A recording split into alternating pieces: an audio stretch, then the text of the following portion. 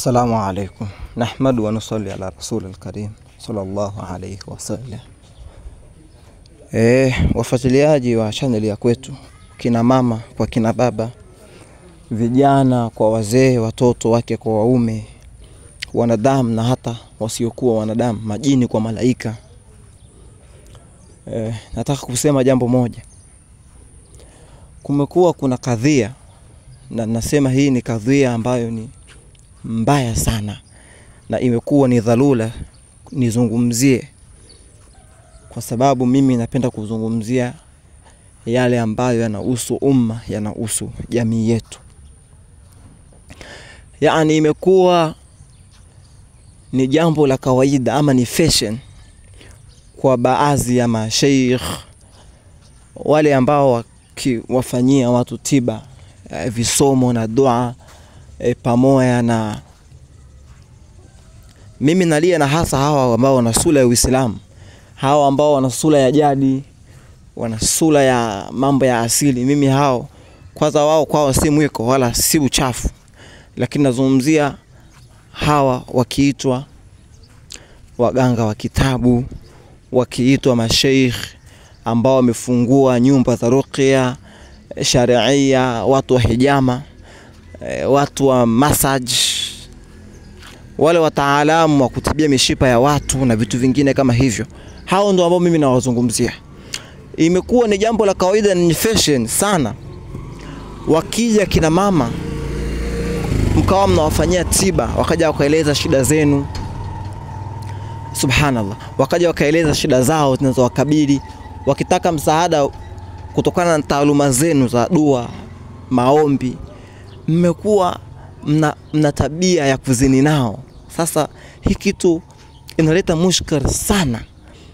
Hasije mwanamke mlembo mdada wataka kumtongoza, yuwafuata kwako dua. Sasa na wala alhamdulillah, mashekhe wengi hao ambao wana taaluma ya dua wengi, Mwenyezi Mungu kawapa kipato. Siseme uongo, yani dua lako kama litakubalika, ukawa unafanya dua nzuri, utakuwa na kipato kizuri. Si tajiri wa kutesha, lakini mafanikio tu ya kubadilisha gari, sio nyumba, wallahi pesa hiyo iko inapatikana kwenye dua. Sasa atakapokujia mtu na kueleza, kuona mwanamke ana shida za mume wake, shida za kiuchumi, basi mwingine watumia sasa kumuonesha pesa ulizokuwa nazo, ama kumrubuni zile hela, kumlewa, kumpa pesa nyingi ili uzini naye tu. Yani na kuna wengine imekuwa sasa ni sikusaidii mpaka tuzini. Hii kitu inatia ukakasi sana. Imekuwa ni fashion na ni jambo la kawaida. Utasema alhabibi mjuaje? Mimi hapa napokea watu wengi, nazungumza nao,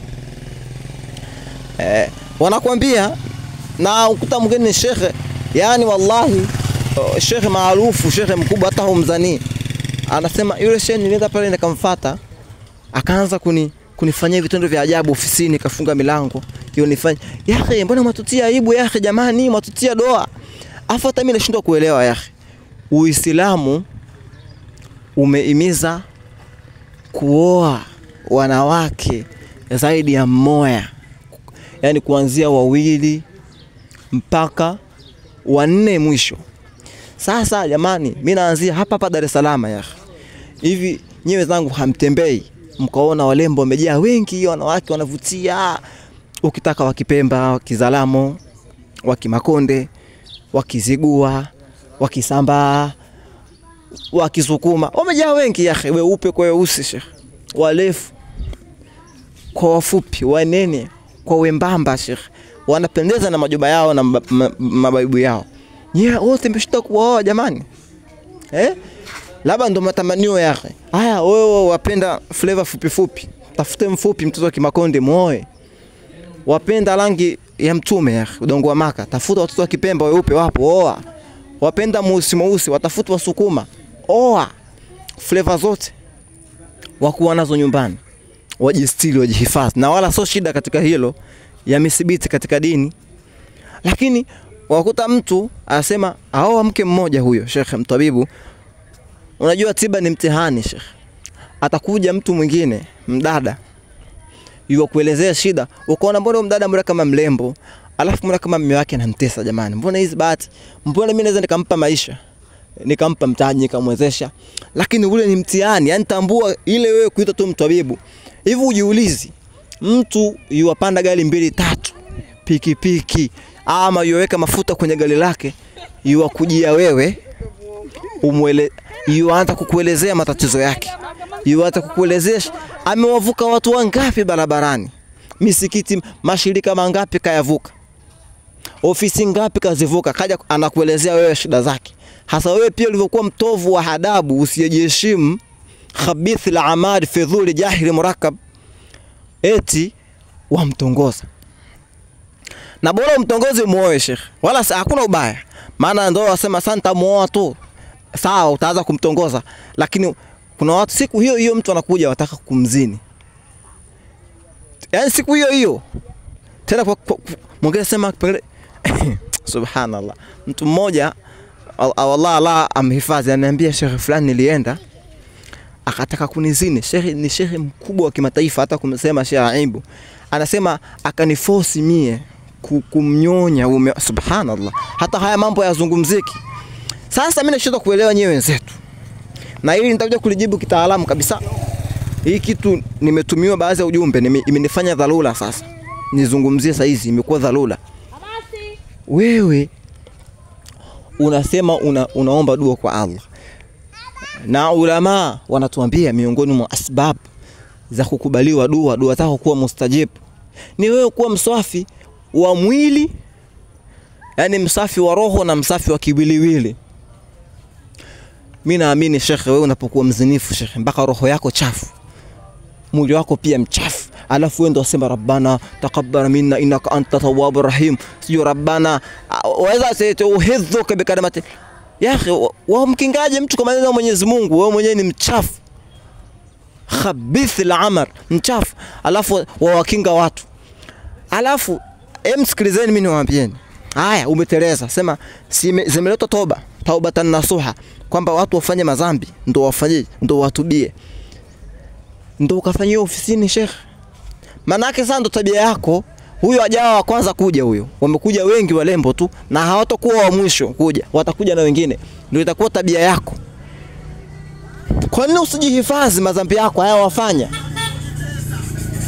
Kafanyie mashambani huko, alafu omba sana toba. Yani ni swala moja. Ndio maana yani unajua kuna issue nyingine sasa. Ndio maana hata sisi watu wengine hata kujiweka juu kuonekana shekhe tuona kama tutakana ndo wale, kwa sababu kuna wakati mashehe mnatuvunja sana, mnatukata. Yani tunatuhumiwa, tuna majibu mengi ya kujibu kwa ajili yenu. Majibu mengi ya kujibu kwa ajili yenu.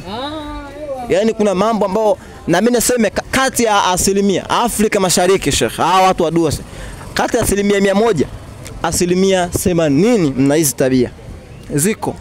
Mimi napokea watu wengi Sheikh, naambiwa wenyewe wananiambia, mtu anasema mimi nimekuja wewe kila siku wanitibia, wanifanya hivi, mbona unitongoze? Nikutongoze kwa nini?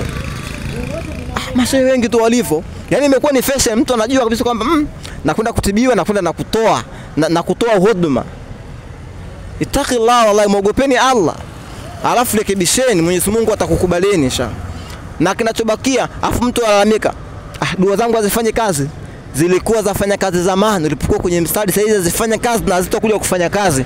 Hasa unafanyia tu mazoea. Na wale kwa wengi wanafanyia mazoea sasa hizi. Wamechafua karama zao, anafanya kwa sababu tayari ya jina la ushe. Mtanisomea tupo kwenye kelele. Tupo kwenye kelele sababu ni dharura.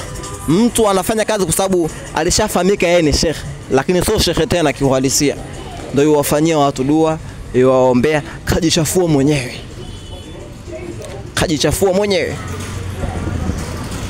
Kajichafua mwenyewe, kaharibu karama zake kwa sababu ya kuzini na wake za watu na watoto wa kike, kuzini na kina mama.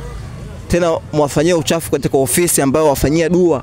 Watu wanakuja wana shida zao, watu wanakuja wana matatizo, wamekuja kukuelezea upate kuwaondosha shidani, wewe ndio unawaingiza katika taabu, unawaingiza katika madhila, halafu wajiita shekhe kanzu kubwa, kitambi kikubwa, khabith al-amali fi dhur.